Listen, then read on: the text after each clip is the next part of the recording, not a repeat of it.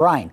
It's a saltwater mix. It's pretty simple. It's for MnDOT. It's a 23% saltwater solution, so not real heavily infused with salt, but enough that it doesn't freeze at the normal 32 degrees. So it gets us that lower freeze point, and that's good. We have a variety of ways we use it. Last year we used in our district 1.7 million gallons of brine. So, and we're hoping to increase that. And I think the way the weather started this year, we'll see that. The good thing is, by using brine, it's, like I said, 23% salt, we're using less salt, and that's good for the environment, right? Because we're not putting as much salt down on the ground. It's not getting into the system, the water system, but it's also good for our budget too. Right. If we're not, yeah. So it's kind of a good thing, and we're learning more different ways to use it. So some of the scenes that you'll see is there's a spray bar on a truck, and it'll spray off. We have the brine facilities that we produce it at. Okay.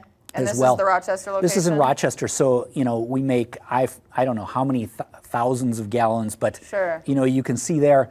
And then we truck that out to different truck stations as well. But we can spray it right directly on the ground, and that's more effective because you think about when you're dropping rock salt. Yeah. Rock salt's kind of rigid, and it can bounce off the road. The wind can blow it. Yeah. So this brine gives us a little more direct contact on it. We can also spray down the rock salt so it softens up that salt. So then again, it falls, it stays where we want it on the road, not on the shoulder or in the ditch. So it's really good there. And they even find some ways of when we get down further cold temperatures, like single digits, we mix it with a solution with beet heat, which uses sugar beet sugars and some brine, and that has a lower freezing point. So our rock salt's not as effective once we get down in the 20s and below. This can get us into single digits and still help us get that ice and stuff off there. So it's good. We'll probably be using more of it, and thought it might, we won't use it for this snowstorm that Nick was just talking about, but next week when the temperatures get back up above freezing, we'll pre-treat things in the morning because it starts below freezing and gets up, and we have that ice or frost on the road. Okay, very interesting, because many of us see the plows out and about and wonder, okay, what exactly are they doing there? So that makes sense. Do we use the sand much anymore? Not much. MnDOT does. You see that more in the residential streets. With us, it kind of gets knocked off the road, or at highway speeds, it tends to sandblast the person behind you. So it's not, but anytime we need some, traction, maybe if there's a crash where there's been, emergency condensation, we might throw some salt and sand down on there too. Okay, all right. Anything more that folks at home need to know about being out there when the plows are out?